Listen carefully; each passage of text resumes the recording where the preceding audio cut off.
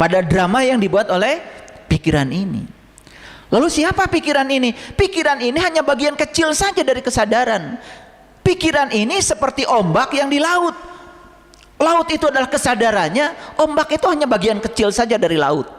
Biarkan saja ombak ada, laut juga nggak pernah marah. Biarkan saja ombak tinggi, ombak kecil, tinggi, kecil, biarkan saja. Dan laut tetap damai. Dan mengizinkan itu ada. Dan laut tidak pernah marah-marah sama ombak. Nggak pernah. Kesadaran tidak pernah marah-marah sama pikiran. Karena pikiran tidak bisa dimarahi. Biarkan saja dia datang dan pergi. Nanti juga habis sendiri energinya. Udah bisa begitu belum? Kalau belum bisa begitu, terus kapan mau damainya? Karena kita seolah-olah mengidentifikasi bahwa diri kita adalah pikiran. Ya, pikiran itu selalu penghakiman, benar salah, baik buruk. Betul nggak? Ya, suka tidak suka, berpihak ke sini, ya, tidak berpihak ke sana. Ya udah, capek hidup seperti itu. Katanya tidak mau capek, katanya sudah lelah. Yuk dengarkan kata-kata saya.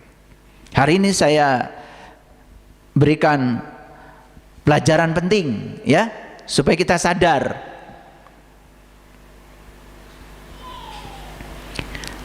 Orang buta tak dapat memimpin orang buta. Sepakat ya? Sepakat? Oke. Makanya di Parahyangan ini, di tanah Jawa Barat, saya sering mengulang-ulang.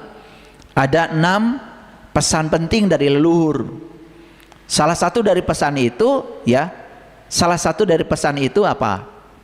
Ya, maraneh teh kudu bisa ngahudangkeun kanu sare. Bahasa Indonesianya, kamu harus bisa membangunkan orang yang tertidur. Siapa yang bisa membangunkan orang yang masih tertidur? Siapa? Yang sudah bangun. Paham? Hanya yang sudah bangun yang bisa membangunkan orang yang masih tertidur. Jadi pesan leluhur kita mengatakan, maraneh kudu bisa ngahudangkeun kanu sare, maksudnya diri kita sendiri yang harus bangun. Nah, bangun itu bahasa Arabnya bangkit.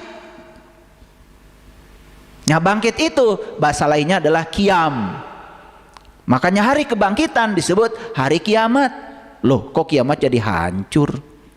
Bingung saya. Kan qiyamul lail, kamu sedang tidur, hudang tah tengah peuting, disebut qiyamul lail. Qiyamul lail itu artinya, qiyamu itu artinya bangkit, lail itu malam. Qiyamul lail bangkit tah malam. Qiyamul lail belum tentu tahajud. Banyak yang bangkit malam cuma pipis aja. Betul nggak? Jadi qiyamul lail itu artinya bangkit malam gitu aja. Syukur kalau tahajud, syukur. Jadi belum tentu yang qiyamul lail itu ya tahajud, belum tentu, tidak identik qiyamul lail dengan tahajud. Kan banyak yang pagi tengah malam juga marah-marah. Paham? Ini soal bahasa, tapi harus dipahami. Karena kita jangan terjebak oleh bahasa. Walaupun bahasa itu ya cuma sekedar alat komunikasi, tapi itu penting. Oke, sekarang saya mulai masuk.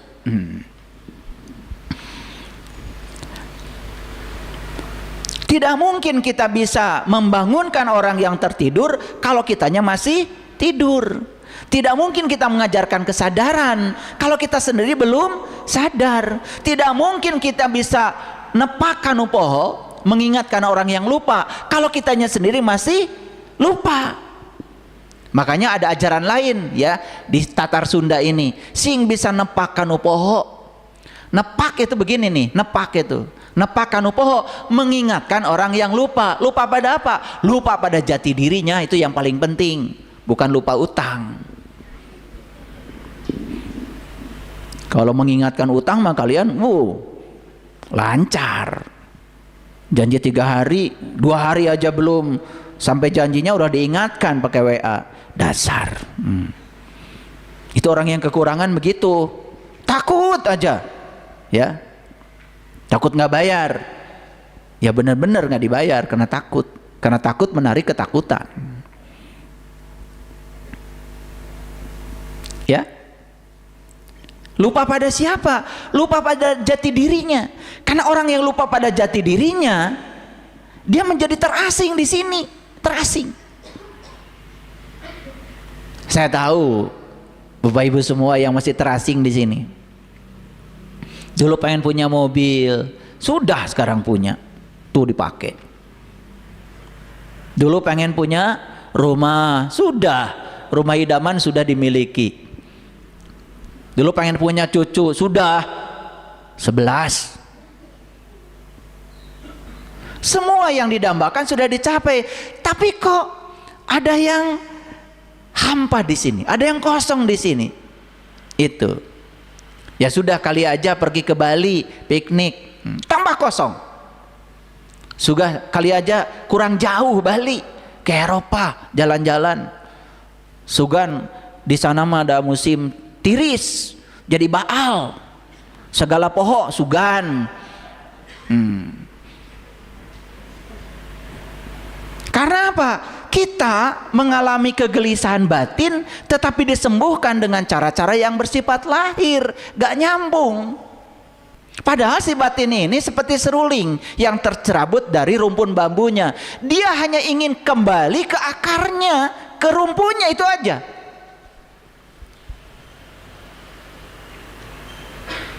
Bapak Ibu, coba kalau dengar suara seruling dengan kesadaran, kadang-kadang suka ada nggak nyereset bahasa Garut ya, bahasa Indonesianya apa itu ya, hese diterjemahkan mah jadi kehilangan rasanya ya, pokoknya gitulah. Ya, jadi ada suatu kerinduan entah kemana gitu loh, padahal sebetulnya seruling itu ya, itu sedang tercerabut dari rumpunya. Jadi lagu yang dinyanyikan seruling itu hanya lagu kerinduan, ingin pulang sebetulnya. Jadi kita tuh ingin pulang, tapi nggak ngerti pulang kemana, gitu.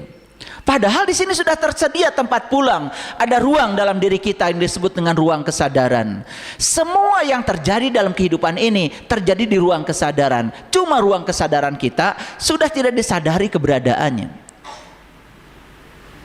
Pikiran itu beroperasi di ruang kesadaran, hanya bagian kecil aja dari ruang kesadaran itu, cuma tidak disadari kalau dalam diri kita ada yang luas tanpa batas. Makanya Ashabul Kahfi masuk ke dalam gua, dan dikatakan di surat Al-Kahfi sendiri, guanya luas tanpa batas. Nah, ruang itu tanpa batas Bapak Ibu, kalau bisa masuk ke situ, aduh, keren. Disitulah pentingnya kita belajar, tapi belajar sama orang yang sering ke sana, yang suka nawarkan Garut, manena teu init jalo, betul nggak? Iya, menawarkan surga dia juga nggak ngerti surga itu apa. Nakut-nakutin neraka juga nggak ngepek, dia juga nggak ngerti neraka itu apa. Cuma katanya dikatakan lagi kan begitu, betul nggak? Ya, cuman dia jadi semakin percaya diri dan dipercaya kemarannya. Paham ya? Sebenarnya dia juga tidak percaya sama dia omongkan. Cuma kalau dipercaya sama kamu ya jadi percaya diri, seolah-olah itu kebenaran. Padahal kebohongan yang diulang-ulang, lama kelamaan seolah-olah itu kebenaran. Itu masalahnya, tapi tidak disadari. Ya, kita baca ayat ini ya. Ini surat Al-Isra nih. Isra itu perjalanan, dan perjalanan ini harus ada akhirnya.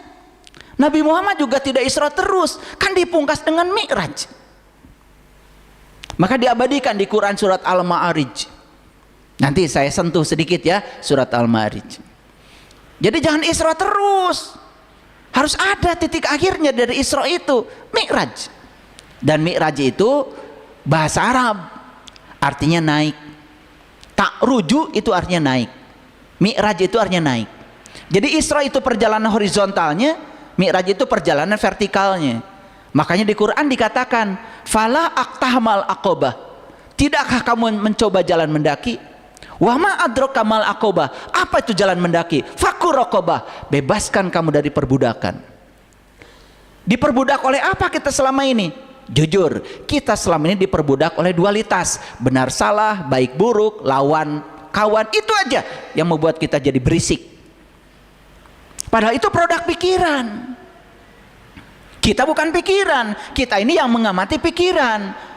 Coba, langit itu tidak pernah terkotori oleh awan hitam, awan putih. Kenapa? Dia hanya mengamati saja, mengizinkan awan putih dan awan hitam datang silih berganti. Gitu aja. Ketika ada pikiran yang tidak baik, udah jangan dilawan, izinkan aja, ntar juga habis. Ada pikiran baik juga sama, izinkan aja, amati tanpa penghakiman. Nanti juga energinya habis. Itulah belajar meditasi. Meditasi itu begitu. Kadang-kadang kita ngomong meditasi, ngertinya enggak. Cari tempat aja, harus gunung. Betul enggak? Ya di gunung kamu merasa tidak ada masalah karena sedang mengasingkan diri. Betul? Iya.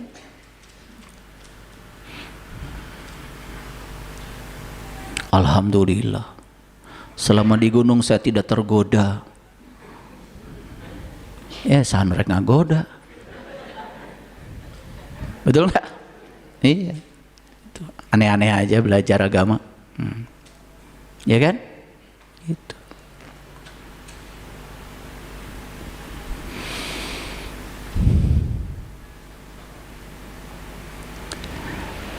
Jadi ayat ini mengatakan, ya, di surat Al-Isra ini sekali lagi Isra itu Isra perjalanan. Dan sebetulnya kalau yang tahu nomor suratnya aja Al-Isra itu keren, 17. Itu sudah jadi rakaat sholat. Makanya ada kata-kata Nabi Muhammad, as-sholatu mi'rajul mu'minin. Sebenarnya sholat itu adalah mi'raj bagi orang yang beriman. Bagi orang yang beriman, bagi yang sudah tahu, sudah terbuka mata kolbunya. Sholat itu vertikal, bukan hanya horizontal. Bagi orang yang beriman, bagi yang sudah tahu. Bagi yang belum tahu, ya gitu-gitu aja.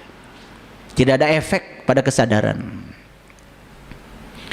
Nah, di ayat ini Allah mengatakan, waman kana fi hadihi a'ma, dan barang siapa yang buta di sini, fi hadihi, ayeuna di dia, begitu. Yang sering diterjemahkan dunia. Makanya kalau lihat terjemahan yang ada, barang siapa yang buta di dunia, begitu. Padahal nggak ada kata-kata dunia. Bahasa Arabnya waman kana fi hadihi a'ma, barang siapa yang buta di sini sekarang, gitu. Fahuwa fil akhirati a'ma, niscaya di akhirat ia akan lebih buta. Wa adallu sabila, dan ia tersesat dari jalan. Sabil itu jalan. Jalan yang gede namanya sabil. Kalau jalan kecil namanya torik.